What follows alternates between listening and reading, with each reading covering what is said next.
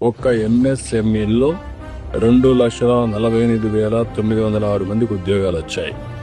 Skill development intervention పెట్టి job fares పెడితే 1,46,627 మందికి వచ్చాయి. ఇండస్ట్రీ 95,174 మందికి వచ్చాయి. ఫుడ్ ప్రాసెసింగ్ 64,035 మందికి వచ్చాయి.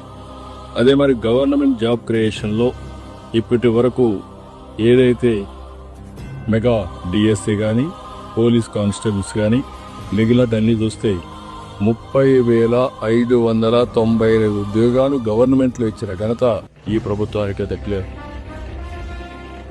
నెట్ క్యాప్లో 20,393, IT electronics 13,866, tourism 5,028, mines and geology 3,220, మొత్తం 6,28,327 మందికి ఇప్పటికి ఉద్యోగాలు ఇచ్చిన ఘనత ఈ ప్రభుత్వానికి దక్కేది.